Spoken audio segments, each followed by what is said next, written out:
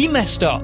Big time. See, this is the Golden Record, a shiny disc filled with information about the human race. Naturally, we shot it into space with the intent for aliens to find it. But was this a bad idea? I'm Basketball FITT after the E, and today we're going to be taking a look at these creepy TikTok videos. If you guys like this videos, let's try to get to 2,000 likes this video. A lot of you guys have been liking my Miami vlog video, so thank you guys for the support over there. We're at 540 subs right now. We actually grew 200 subs last week, so that's pretty good. So if you guys haven't seen that video, remember to check it out. As y'all know, these videos do get crazy, so watch at your own risk and remember to subscribe. These are the photos that NASA chose to send to aliens. They're riding on the first spacecrafts to leave our solar system, Voyager 1 and 2, which are now way out into interstellar space, carrying these golden records with these images on them. They show our home and where in the universe we're located. They show how we do math and how we define things like time and distance. They show what humans are, from the makeup of our DNA to how we reproduce and grow and age to how we eat and drink. They show what we do. They show where we live and what we've built and discovered. It's a message about us, hurtling 17 kilometers per second through space between stars so that maybe one day someone might find it. If you need more optimistic science and tech stories, follow along. That's kind of scary, because why would you want to give aliens our whole biology? Like, that's so weird. I believe a lot in the dark forest theory, where it's like we might be giving out our location to like unknown entities that might try to hurt us. So I think as humans, we should keep our location on the low. The Shaq and Kobe beef has got to be one of the wildest in sports history. Why, you ask? Well, because Shaquille O'Neal had a problem. His teammate Kobe sucked, but he had insane potential. The Lakers called in Shaq. They said, Shaq. He said, They said, we got your teammate. His name Kobe. He a kid, he sucks, but he got insane potential. Shaq said, that's well and good, but I'm trying to win a championship right now. Because, see, Shaq is considered by many to be the most unstoppable force in basketball history. Fun fact, they had to change how they made NBA backboards because he kept breaking them. Imagine what he did to human beings. And he was in his prime at that time. He didn't want to spend his prime, in his words, babysitting a kid. Kobe said, babysit who? I could hoop. Kobe could not hoop. But again, Kobe had potential and his work ethic was insane. Now, one day they're in practice and they start getting a little physical, Kobe and Shaq. One thing leads to another. They start arguing and Shaq smacks him. Pam! Boom! The team jumps in and separates the both of them. Things are bad after this. So the team makes a brilliant move and hires one of the greatest coaches of all time, Phil Jackson. The guy who coached Michael Jordan to 6 championships and was an expert at dealing with personalities. Shaq and Kobe began to dominate, with Shaq not only being the best player in the Lakers, but also the best player in the NBA. Kobe, his right-hand man. They win a championship. Kobe said, yeah, Shaq, let's work hard over the summer and let's win another championship. Shaq? Somebody came in and said, Shaq already on a plane. He went on vacation. Shaq comes back the next year out of shape. And in Kobe's words, man, Shaq, the guy selling you donuts is working harder than you. Shaq said, hold on now, Kobe. I ain't never been soft. Watch your mouth. Phil Jackson comes in and says, hey, y'all, chill out. Let's just win. Shaq gets it together and they win another championship. And then they win again. They were unstoppable, with Shaq inarguably being the best player each time leading the team, which was fine. It's something everybody knew. But here's where things start to get wicked. See, everybody knew Kobe was good, but nobody knew how good. After they win their 3 championships, Shaq gets injured, so he's taking some time off. So Kobe, not having to share the ball as much, goes insane, and for 9 straight games scores 40 points. If you don't know basketball, that's a lot of points.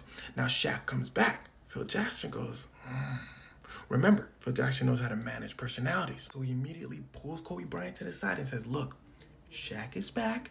You need to start passing him the ball a little more. Let's get him back in the... Kobe said, let me stop you right there. I'm just finna score. Phil said, you're not listening to me. If we don't pass it to Shaq, he not gonna get back in the flow of things. This pisses Kobe off. Shaq and Kobe begin to argue. Their team chemistry sucks and they lose a bunch of games. Okay, next year, time to try again. But this time, all of their contracts are up, meaning they have 1 more year to show out before it's time to renegotiate. Shaq, best player in the league. If you renegotiate with him, you got to pay him a lot of money. Kobe showed he can be the best player in the league. He has a lot of legal drama going on outside right now.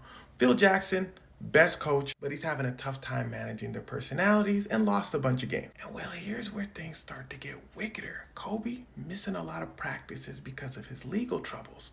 One day in practice, Shaq says, everybody here who need to be here. That gets out to the media. Kobe said, what'd he say? Phil Jackson says, chill out, he was just talking. Kobe said, well, if he keep just talking, I'm finna start just talking to the media too.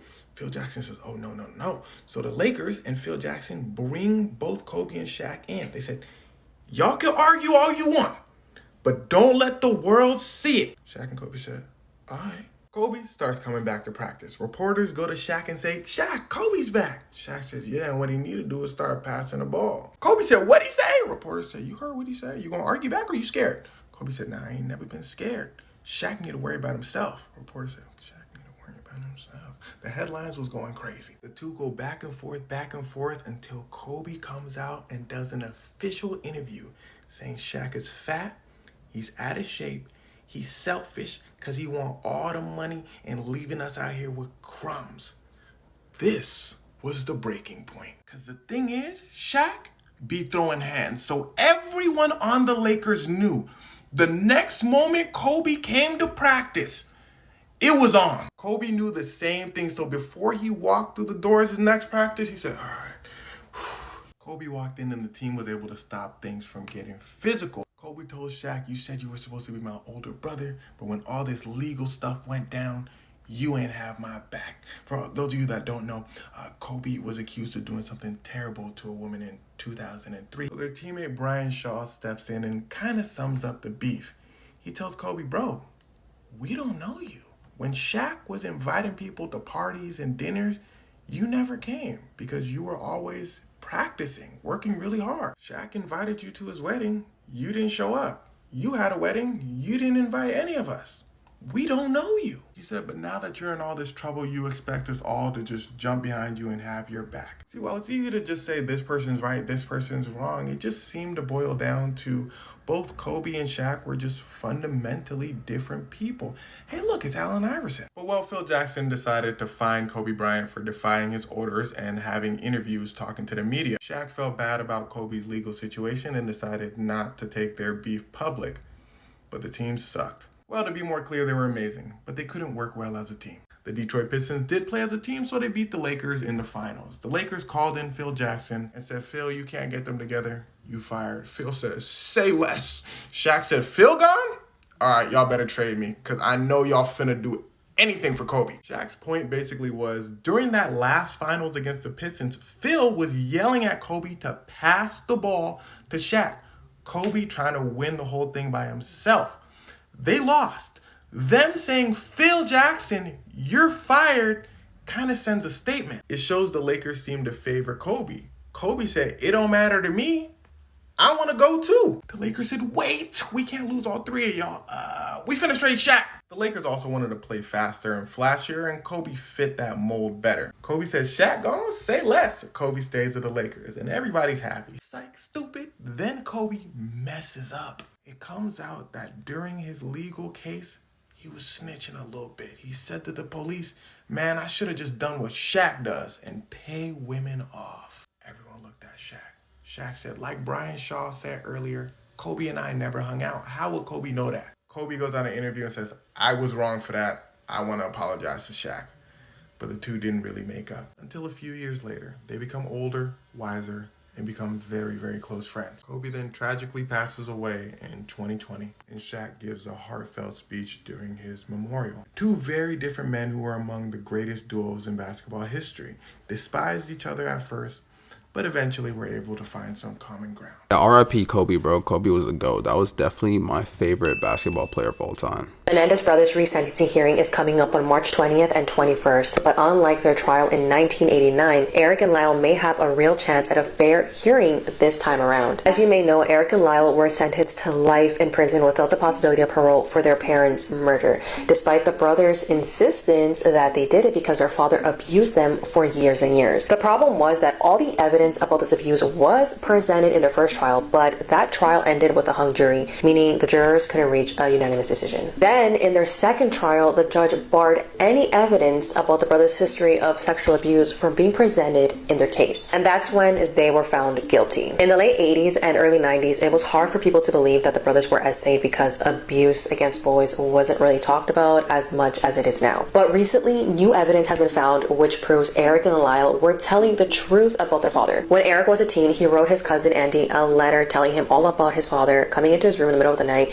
and making him do unspeakable things. Remember, back in the day, the brothers were convicted because it was assumed that they were not actually being abused. So having a letter that was written before the murder does change everything. The main obstacle the brothers are facing now, which could potentially prevent them from being resentenced, is the new Los Angeles DA, who doesn't seem to support their cause. If you guys are kind of on the fence about this case, I would advise that you watch the Menendez brothers documentary to better understand this case, and I can promise you your opinion will definitely change. At Eric and Lyle's upcoming hearing, the DA could recommend to the judge that the boys be resentenced, but he also might not. A free way that you can support their resentencing is by using the Justice for Eric and Lyle link in my bio to sign the petition to the DA.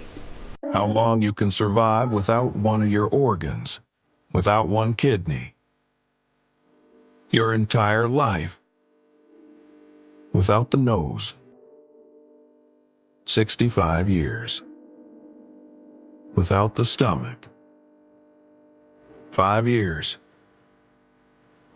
without the mouth, 3 days, without the heart, 10 minutes, without the bones, 8 minutes, without the brain, 6 minutes, without the lungs, 5 minutes, without the skin, 30 seconds, without your phone, 0 seconds. I don't know why they said bone. I'm pretty sure our bones and our phones are not organs, but okay. That could save your life.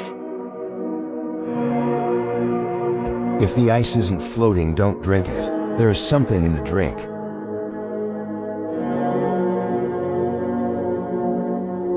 Never sleep with your windows open.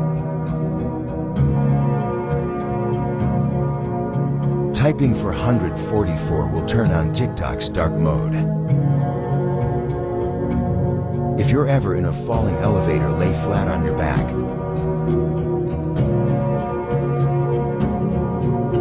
Leave a note on a table before you leave the house. If you come back and it's gone, leave the house immediately and call the police. There is no name that starts with an S and ends with S. Breaking news, they have now revealed missing Sudiska's last known transactions. The missing 20-year-old made the transactions 40 minutes apart on the afternoon of March 5th. Her first payment was made to an unspecified user at 2:54 p.m. with only an emoji of a sailboat. At 3:38 p.m., she paid a second Venmo user for Coco Bongo, which is seemingly a reference for a popular nightclub in the area. And it was billed as, quote, the hottest nightlife spot in the Dominican Republic. Then a missing persons report was filed by her friends around 4 p.m. on March 6th. Her father then subsequently filed his own report from his hometown about 2 hours later. After furthering the investigation, authorities have now named a person of interest. He has been identified as a 24-year-old senior at St. Cloud State University. They say while he is a person of interest in this case, they are cautioning that he is not a suspect. He is believed to have been the last person to have seen her. They have also confirmed the resort lost power around 1:27 a.m., which is why she and the person of interest may have been on the beach in the middle of the night. They said power wasn't fully restored until early the next morning. Due to the power outages, it disabled their security systems and cameras at the resort. Because the beach area is usually off limits at night, it was also unsupervised. The outage also disrupted the lighting and security systems and security surveillance cameras on the beach. To stay up to date on this case, make sure you click the playlist below. I'll keep you guys updated. What do you think? Drop in the comments. Here are some horror movie fates that are even worse than being sewn into a human centipede. Because just when you thought you've seen it all, I'm here to bring you the worst of the worst. I don't really see a lot of people talking about this, but there's one scene in this movie that still haunts me, and it's been years since I saw it. Wrong Turn from 2021 is about a group of friends who go hiking in the Appalachian Mountains. And there they encounter a cult called the Foundation, and this cult has a very unique justice system. And the scene that I'm talking about is how this cult chooses to punish people who commit crimes such as trespassing or even lying. One of the characters in this movie is sentenced to darkness, which is a punishment that is worse than death. And basically what that means is that their eyes and ears are burned out with a hot poker and their tongue is ripped out of their mouths. These people are then kept alive and thrown into a dark cave where they live the rest of their lives in silence and darkness. You literally see all of this happen in the movie, so that definitely traumatized me a little bit. But if you're into body horror, this movie will definitely give it to you. This is the 7th movie in the Wrong Turn franchise, but you don't really need to watch the other movies to watch this, it'll still make sense. A part of me kind of wishes that it was a standalone movie and had nothing to do with the rest of the lore, but overall I did like it. Let me know if you've seen any movies that you think are even more disturbing than the human centipede, and follow for more horror and movie content every single day. Here are some facts about your body that you probably didn't know. First off, our taste buds do not work without saliva. To test this, try drying off your tongue with a piece of paper towel, and then eat any food you want. You won't be able to taste it until your saliva mixes with it, which dissolves the food, which binds it to our taste receptors. Next, if you ever get punched in the mouth and your tooth falls out, there's actually a chance you can save it. If you gently rinse it and then place it back into the socket, if you do this in a short amount of time, it may actually be able to reattach itself. Next, when you breathe through your nose, you're mostly breathing through one nostril. This is called the nasal cycle, which switches between each nostril every few hours. But you only really notice this when you have a cold. I just found a way you can change your eye color, and I want to see if you can do it. Okay, what I need you to do is stare at the eye at the center of this circle. Now double tap the screen if you want to know what's going on. Try not to blink, and whatever you do, do not look away. Now, as you're watching this, you will see this image begin to shift and move. This is the feeling of your brain changing your eye color. It will be a fully different color in 3, 2, 1. Go to a washroom right now and look at your eyes in the mirror. Your eyes will be a different color. Comment what you saw. Get facts that you didn't need to know. This is the world's smallest reptile. Look how tiny it is. The stoneheads found in the Easter Islands actually have bodies. Most Korean people have a genetic mutation called ABCC11, which makes their sweat odorless. If you're looking to get revenge on your ex, only slash 3 tires and not 4, because the insurance covers all 4 tires. Cannibalism is legal in 49 US states. An elephant's 5th leg is so big and strong that it can throw around an adult human. Hippos sweat red, like actually. This is a scary urban legend about the Rake. This is the Rake. He is a scary urban legend in the United States. He is a humanoid creature with very large teeth and claws that stalks its victims and appears at the end of their beds while they sleep, or in the woods or their houses. He is 6 feet tall, with pale grayish skin and 2 very large eyes. When the Rake has a victim, he completely stalks them and terrifies them, and then mutilates their body, completely ripping them apart and killing them. The Rake has a lot of dangerous and powerful powers. He has superhuman strength and speed, also invisibility and shapeshifting, and even teleportation. People who have been stalked by the Rake have either committed suicide because they couldn't handle what the Rake was doing to them, or the Rake just kills them. All in all, the Rake is a very powerful creature, and every single one of us should pray that we never see him. I've seen hundreds of horror movies, and these are some that actually scared me, and I promise will make you sleep with the lights on. The first time I saw Incantation, I literally had full body chills. This movie just has a way of getting under your skin, and after you're done watching it, you're gonna feel like you're cursed. It's about a mother who realizes that after she messed with this forbidden tunnel that belongs to a religious cult, that she ended up unleashing a curse that is now tormenting her daughter years later. If you're into found footage movies like Hell House LLC, Blair Witch, anything like that, I just have to say that Incantation is one of the scariest found footage movies I've ever seen. You need to watch this if you haven't yet. And for the next movie, I don't mean to be biased, but when it comes to disturbing movies, Asian horror is next level. 99% of this movie I cannot show on here, which is how you know it's good. I genuinely believe that anybody who says the body horror scenes in this movie didn't get to them is probably lying. The Sadness is a movie that pushes every single limit. But I don't know if I'm just messed up because I still think it's a really good movie. But beyond all of that, what really got under my skin is the concept behind this movie. movie. It's kind of a zombie movie, but not really, because it centers around a virus that makes people act on their darkest thoughts. The messed up things that they desire on the inside, the things that they're too afraid to act on. If you guys know about the comic book series Crossed, the virus and the sadness is kind of like that. And this is the last movie on the list. It's completely different than the past two, but it's megalomaniac. This one is about the children of a serial killer who suddenly disappeared. And we're watching this serial killer's son and daughter attempt to either live a normal life or carry on their father's legacy. This is a very strange movie. I would describe it as kind of like watching someone's nightmare unfold. If you like weird horror crime movies, almost like Longlegs but turned up to 100, then Megalomaniac might just be for you. Let me know what was the last horror movie that really scared you, because if I haven't seen it, I'll watch it and I'll recommend it if I really liked it. And don't forget to follow for more.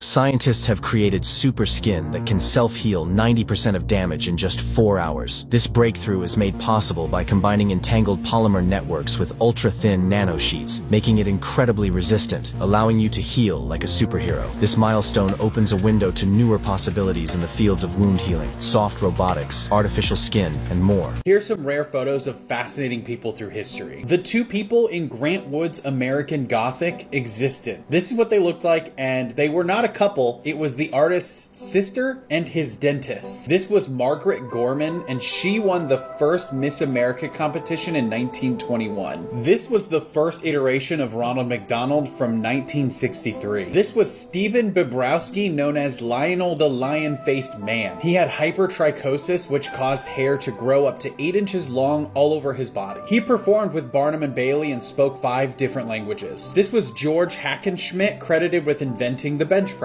This was Conrad Veidt, whose performance in the 1928 film The Man Who Laughs inspired the look for the Joker. This was Daniel Lampert, the world's heaviest person in the 18th century, weighing over 700 pounds, and according to a rumor, possibly fought off a bear by himself. This was Maud Wagner, who was believed to be the first female professional tattoo artist in the United States. This was Selma Burke, who designed the portrait of Franklin Roosevelt, still on the dime today. This is John Smith, and he was reported to be 137 years old at his death, but that's not verified. This is Ralph Lincoln, and he is the 11th generation cousin to Abraham Lincoln. This was Franz Reichelt wearing a homemade parachute suit. He tested it by jumping off the Eiffel Tower in 1912, and it did not deploy. I think any of us could have told that dude with the parachute suit that that wouldn't have worked.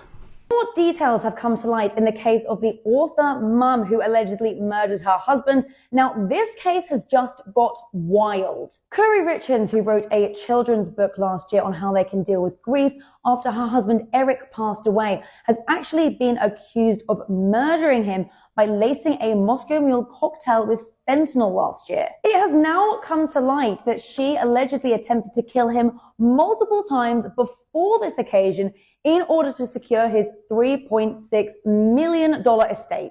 Court documents have shown that Eric had actually previously said to his family, "If anything happens to me, she is to blame," but a family spokesperson said he stayed in the marriage for the sake of their 3 children. Now, according to affidavits obtained by Summit County Sheriff's Office, one of Eric's sisters recalls Eric and Curry were out in Greece on vacation a few years ago.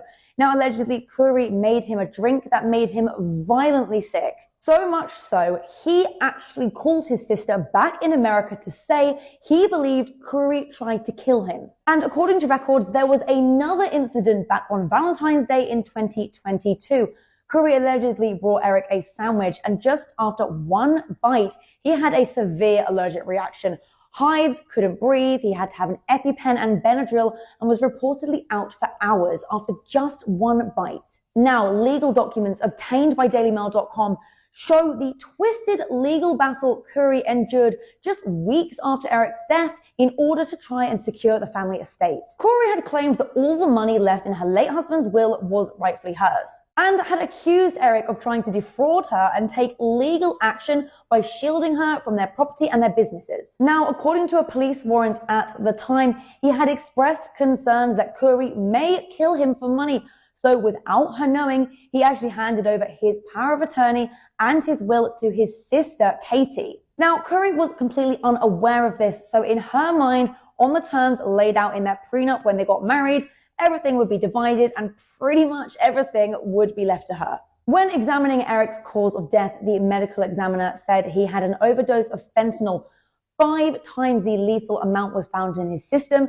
and it looked like he had also taken it orally. They also added it seemed to be illicit fentanyl, not medical grade fentanyl. An anonymous source had actually come forward to police to claim they had sold Curry $900 worth of fentanyl this year, and then she'd come back for another $900 worth of fentanyl after Valentine's Day. Something's not looking good here. Curry Richards has been arrested on suspicion of his murder and is currently being held in custody. Her first trial date is set for May 19th. For more on this story, head to dailymail.com. Breaking news, they have now released the full 911 call in the Bryan Kohberger case. Take a listen. 11:55 a.m. 42 seconds, November 13, 2022. 911 location of your emergency. Something is happening. Something happened in our house. We don't know what. What is the address of the emergency? 1122.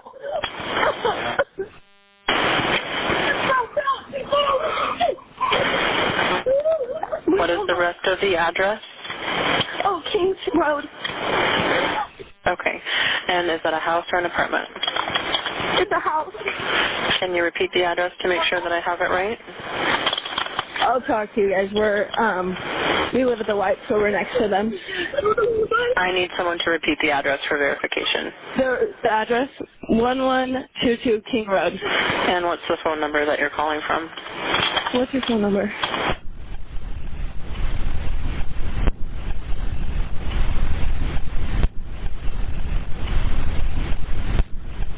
And tell me exactly what's going on. One of the roommates has passed out, and she was drunk last night, and she's not waking up. Okay. Oh, and they saw some man in their house last night. Yeah. Hi, this is. And are you with the patient? Okay, I need someone to keep the phone, stop passing it around.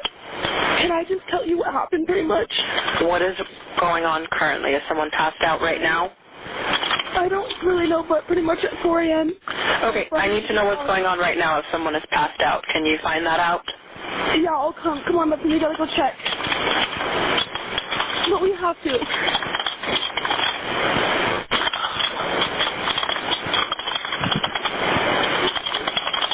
Is he passed out?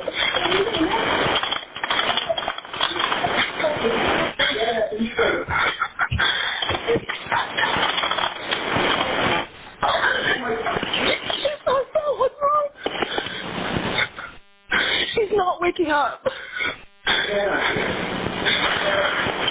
Okay, one moment. I'm getting help started that way. Okay, thank you. What's wrong?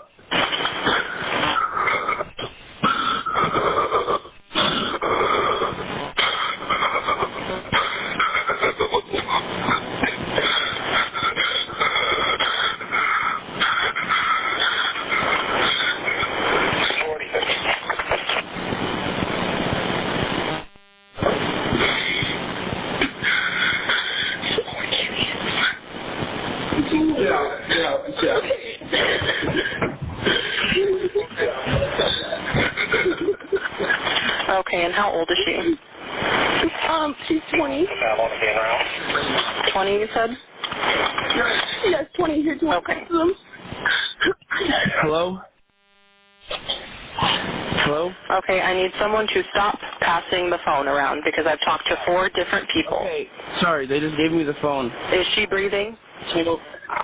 Hello? Is she breathing? No. Okay.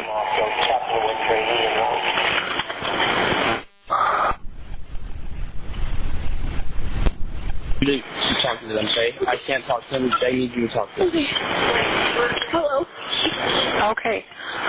I've already sent the ambulance and law enforcement. Stay on the line. If there is a defibrillator available, send someone to get it now and tell me when you have it. Say that again? There's a police here right now. Okay. If there's a defibrillator available, send someone to get it now and tell me when you have it. We don't have one. I think yes. Do you have a defibrillator? Yes, you have one. Are you talking to the officer? Yes. Okay, I'm going to let you go since he's there with you and can help you. Okay, thank you. Bye. To stay up to date on this case, make sure you click the playlist below. I'll keep you guys updated. What do you think? Drop in the comments. My grandma always used to tell me, that nothing good happens between the hours of midnight and 4 a.m. She would say those are the devil hours. Do not go out during that time. And, you know, I always tell people, if you don't believe any of this stuff, right, go out after midnight into the woods alone and then tell me what you think. Now, many years ago when I was younger, I had just gotten out of the military and I was kind of adjusting to this regular civilian life. Now, one of the things that helped me is I got into doing outdoor survival. Now, I used to do these 4 to 5 mile backpacking hikes where I would go out sometimes 12:30, 1 o'clock at night and hike in the woods. This particular area that I would hike was along the river. It was like this hill and it was just this heavily wooded area. Now, at the time, right, this area was known to be home to the Peoria Indians. And this is where they hunted. This is where they lived.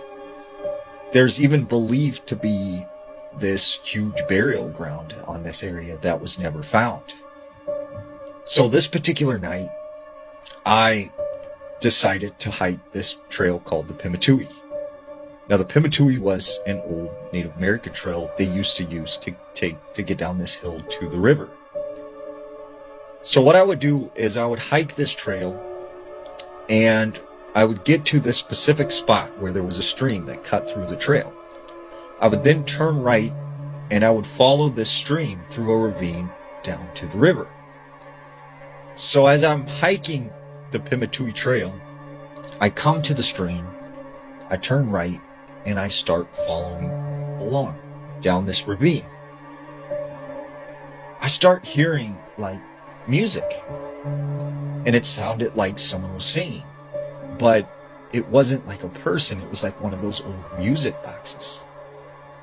And as I kept on walking further and further, like it got a little louder and then a little louder. And that's when I get to the specific spot of this stream where it kind of makes a curve and there's this sharp ravine with 2 steep sides on both sides. And I remember hearing this music like coming from the side of this cliff. And I'm like, what is making that music? Like, where's that coming from? And that's when I see like this opening on the side of the ravine. And, you know, it was probably about this wide. You could, you know, barely crawl through it. And it was some kind of cave or something. So I hiked up to the top of this hill and I started shining my light into this cave. As I look in there, I see the movement of something very large. And I don't exactly know what it was. I can't explain to you what it looked like, but it caused me to like jump back. And at the time I'm thinking, okay, if this is some kind of wild animal, I'm blocking its only exit. So I started making my way back up the ravine and heading away from there. And as I'm walking, I notice like all this movement up ahead in the woods. And I see several deer just booking it through the woods like something had just scared it. And I could hear from behind me some movement coming up through the woods. And there were like branches breaking and, you know, you could hear the crunch of something hitting the leaves. I go a little faster now because I'm kind of nervous. I'm like, what is following me? As I'm, you know, continuing up the ravine, it starts getting closer and closer. And it got to the point where I knew that it was very, very close. So I pull my camera out and I take a picture with the flash on. And when that flash hit, I could see 2 glowing eyes staring at me. So I threw my bag down and I just take off running as fast as I can. I get to the trail, I get out of there. And whatever this was, you know, it broke off and didn't follow me. Later that night, you know, I'm looking at this picture and you could clearly see the 2 eyes. And I'm like, whoa, something was following me, whatever was in that cave. The next day, I hiked back out to this area because I wanted to find this cave again. Except I could not find it anywhere. And I went all the way along that ravine down to the river. There was no cave. And I still, to this day, have no idea what happened that night or what was following me. Because me personally, I'm never going into a cave or the woods after 9 p.m. We messed up big time. See, this is the Golden Record, a shiny disc filled with information about the human race. Naturally, we shot it into space with the intent for aliens to find it. But was this a bad idea? See, the Golden Record includes some pretty wholesome information about humans. There's pictures of us eating, drinking, pictures of technology we've created, and there's even a photo of an astronaut in space. But here's where it gets creepy. We've also included exact diagrams of our very biology, pretty much teaching aliens precisely how to dismantle us. What's even crazier is we've given aliens details on how to get to Earth, a literal map. So not only have we told aliens exactly what our weaknesses are, we've also told them how to come and find us. Now sure, I get it. The whole thing is really poetic and hopeful. We come in peace and all that. But what if aliens are like us? See, we aren't exactly the most peaceful species. To me, this disc is the cosmic equivalent of posting your address on the internet, giving out your social security number, and then showing a diagram on exactly how easily your legs can break. Not only are we now dead, but it's also entirely our fault. So yeah, I'm completely with that, dude, because like, why would we ever want to do that? Like, you know, I believe in this thing called like scaling, I guess you could say, where it's like there's always bigger levels to things. For example, me and you right now, we could go up to like an ant nest and just kick it over, destroy the whole ant colony. There's probably an alien species, sad to say, that could completely do the same thing to us, wipe our whole planet off the map. I'm just being for real.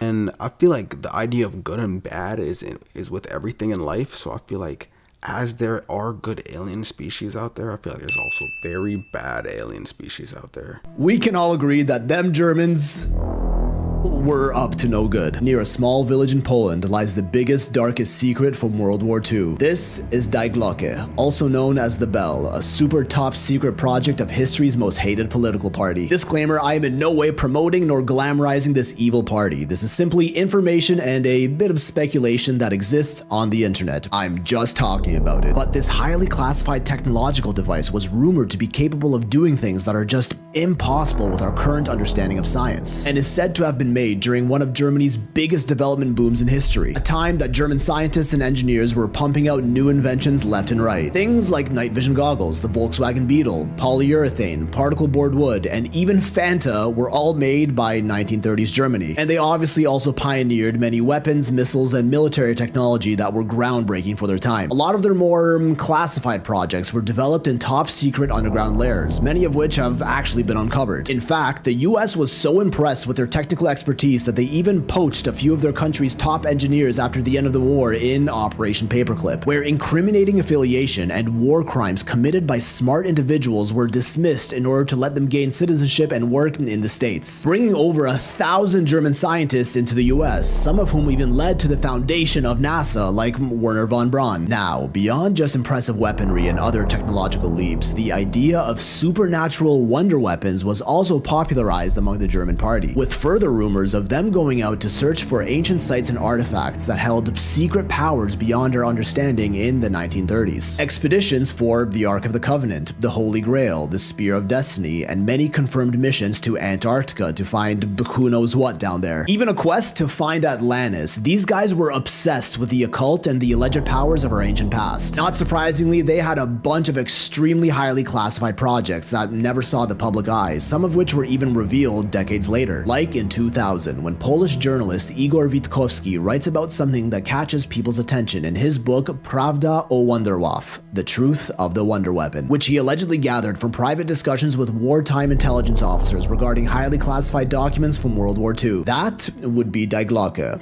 the Bell, Germany's take on creating their own wonder weapon, using what they've learned from their searches and study of the ancient past. It was shaped like a bell, about 12 to 14 feet tall, with two counter-rotating cylinders inside filled with a special metallic liquid that was the main source of its power. This liquid was called Serum 525. aka Red Mercury. And the Red Mercury rabbit hole is honestly one of my recent favorites. It's pretty wacky, but I might have to dive into that one soon, so watch out for that. When this bell was activated, it would behave as a sort of UFO, moving around without a propulsion system and even being able to create a radius of anti-gravity around it. It would allegedly also create a zone of effect around itself that made blood clot and plants die. Oh, and could also teleport people into different dimensions and travel through time, all in one. Obviously, it was a work in progress, otherwise they probably would have won the war, so we sure dodged that bullet. And this wasn't even the first time that mystical occult practices by this party were exposed. Back in 1960, a book in France was written called Le Matin des Magiciens, The Morning of the Magicians, which also wrote about top secret German research projects from WW2, which involved alchemy, parallel universes, extraterrestrial communications, and time travel. This structure found in Western Poland is all that allegedly stands of Die Glocke to this day, a sort of man-made Stonehenge that would have contained the bell inside of it during testing, also locally known as Muchołapka, Polish for Venus flytrap. What we do know is that this structure was part of the larger German Project Reese, a construction project consisting of many underground structures initiated by the infamous party in this exact region of Poland. And the true purpose of Project Reese remains unclear due to lack of documentation and an abrupt end to it when the war was over. This is also where it's said the bell was initially found before being confiscated by the US for further study, rumored to have been transported to America, where they continued its development with all the scientists they brought over from Operation Paperclip. And many people even insist they actually saw the bell falling from the sky during one of its test runs in the 60s, the Kecksburg UFO incident of 1965, where a giant fireball was seen by hundreds of residents in northeastern USA before crashing in Kecksburg, Pennsylvania. The US military quickly closed off the area during the time of the crash, and it was speculated to have been a test flight of Die Glocke, with many claiming that the craft they saw was bell-shaped, and is why today a bell monument stands on display near the Kecksburg fire station in memory of this incident. But of course, NASA later claimed that it was a Soviet satellite, Cosmos 96, that fell from space, which was the cause of this fireball. Kinda like when they publicly stated the Roswell UFO crash of 1947 was a weather balloon accident, and we found out decades later that was actually a cover story and they lied. But no, don't worry, it's the government. They're definitely telling us the truth this time.